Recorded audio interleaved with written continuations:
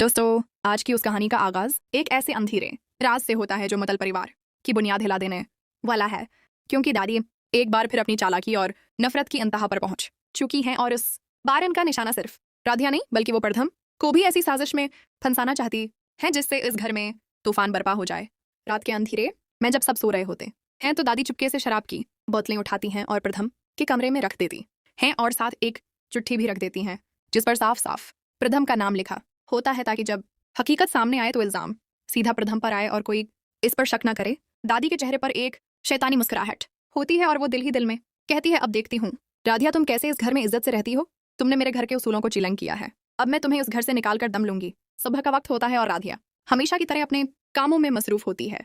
वो दिल की बहुत साफ मगर जज्बाती लड़की है जो हर चीज को जिम्मेदारी से करती है और प्रथम के लिए उसके दिल में एक ऐसा एहसास है जो वो खुद भी पूरी तरह समझ नहीं पाती। जैसे ही वो सफाई करने प्रथम के कमरे में जाती है तो अचानक उसकी नजर वहां पड़ी हुई शराब की बोतलों पर पड़ती है और वो एकदम रख जाती है। उसकी आंखें हैरत से फैल जाती हैं और वो कहती है, ये सब क्या है? प्रथम जी ऐसा कैसे कर सकते हैं? नहीं कुछ तो गलत है। उसके अंदर एक अजीब सी उलझन पैदा होती है मगर वो जज्बात में आकर जल्दी से फैसला नहीं करती बल्कि सोचती है कि उसके पीछे कोई साजिश हो सकती है। लेकिन इस वक्त प्रथम घर पर मौजूद नहीं होते और हालात ऐसे होते हैं कि अगर कोई देख ले तो बात बहुत बढ़ सकती है। इसलिए राधिया जल्दी से उन बोतलों को एक थैले में डालती है और घर से बाहर ले जाकर कुचरे में फेंक देती है और दिल में दुआ करती है कि या अल्लाह मेरे घर की इज्जत बचा ले। मगर वो ये नहीं जानती कि दौर खड़ी दादी ये सब देख रही होती हैं और उनके चेहरे पर एक और खतरनाक मंसूबा जन्म ले रहा होता है। वो हल्की सी हंसते हुए कहती हैं, राधिया तुमने खुद अपने लिए जाल बिछा लिया है, अब देखो क्या होता है। इसी वक्त घर के अंदर रजनी और दादी सारी आम जिंदगी की तरह बातें कर रही होती है मगर दादी के दिमाग में सिर्फ साजिश चल रही होती है। वो बहाना बनाकर वहां से उठती हैं और दोबारा वही थैला कुचरे से उठा लाती हैं और उसे वापस घर के अंदर रख देती हैं ताकि अगला धमाका तैयार हो। कुछ देर बाद अचानक घर में शोर मच जाता है क्योंकि अमकार गुस्से में सबको इकट्ठा कर लेते हैं और पूछते हैं, ये शराब उस घर में कौन लाया है? आज सच सामने आना चाहिए वरना मैं किसी को नहीं छोड़ूंगा। सब हैरान खड़े होते हैं और राधिया सच बोलने के लिए आगे आती है और कहती है, मुझे ये बोतलें प्रथम के कमरे में मिली थी लेकिन मुझे नहीं मालूम ये वहां कैसे आई। मैंने तो सिर्फ इन्हें घर की सफाई के दौरान देखा था। ये सुनते ही दादी फौरन आगे आती हैं और मौके का फायदा उठाते हुए राधिया पर इल्जाम लगाना शुरू कर देती हैं। वो कहती हैं, यही लड़की है जिसने हमारे घर का सुकून बर्बाद कर दिया है। पहले प्रथम को हम से दूर किया और अब उसे शराब पीने पर मजबूर किया है। ये हमारे खानदान के लिए बदकिस्मती है।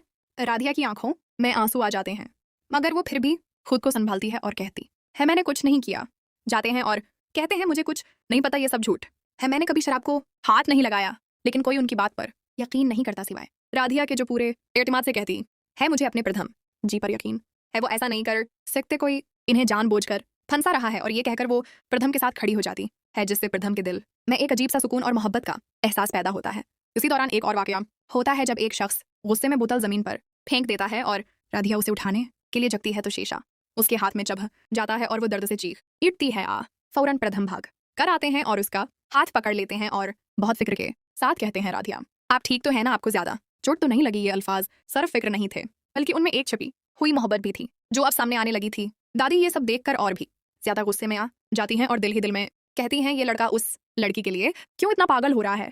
इसी वक्त अचानक दरवाजे की घंटी बजती है और एक प्रासरार औरत यानी तंत्रिक देवी अंदर आती है। उसके हाथ में एक अजीब सी चमकती हुई चीज होती है और वो सीधा दादी को देखकर कहती है, तुमने बहुत बड़ी गलती की है। तुमने वक्त और कसमत के साथ खेलने की कोशिश की है। दादी गुस्से में आकर इस चीज को तोड़ने की कोशिश करती है मगर वो फौरन वापस ले ली जाती है और तंत्रक कहती है, तुमने राधिया को नुकसान पहुंचाने के लिए वक्त के धागे को हलाने की कोशिश की है। तुमने नहीं जाना कि उसके नताइज कितने खतरनाक हो सकते हैं। तुमने पूरे मतल परिवार को एक ऐसे जाल में फंसा दिया है जिससे निकलना आसान नहीं। फिर वो बताती है कि तुम राधिया को 10 साल पीछे भेजना चाहती थी मगर तुम्हारी गलती की वजह से पूरा खानदान वक्त के शिकंजे में आ गया है और अब सब को इसका खमियाजा भुगतना पड़ेगा। अचानक एक जोरदार हवा चलती है, घर लिरुजने लगता है और सब लोग एक लम्हे के लिए गायब होकर दोबारा अपनी असला हालत में आ जाते हैं जैसे कुछ हुआ ही ना हो। मगर सबके दिलों में एक अजीब सा खौफ और सुकून दोनों मौजूद होते हैं। प्रथम और राधिया एक दूसरे को देखते हैं और उनके दरमियान खामोश मोहब्बत की एक नई दुनिया शुरू हो जाती है। मगर दादी के दिल में नफरत मजीद गहरी हो जाती है और वो कसम खाती हैं कि अब वो राधिया को किसी भी कीमत पर खत्म कर देंगी। इधर प्रथम और राधिया के दरमियान ताल्लुक आहिस्ता आहिस्ता मोहब्बत में बदलने लगता है। वो एक दूसरे के बगैर अधूरे महसूस करने लगते हैं मगर उनको अंदाजा नहीं कि दादी ने एक और खतरनाक मंसूबा तैयार कर लिया है जिसमें उस बार सिर्फ झूठ नहीं बल्कि एक ऐसा राज शामिल है जो पूरे खानदान को तोड़ सकता है। और इसी रात जब सब सो रहे होते हैं दादी किसी से फोन पर बात करती हैं और कहती हैं उस बार खेल खत्म कर दूंगी राधिया को इस घर से हमेशा के लिए निकाल दूंगी। और कहानी यहीं एक नए सस्पेंस पर खत्म होती है कि आखिर वो कौन सा राज है जो दादी छिपा रही हैं, और क्या प्रथम और राधिया की मोहब्बत इस नए तूफान का मुकाबला कर पाएगी या फिर मतलब परिवार हमेशा के लिए बिखर जाएगा।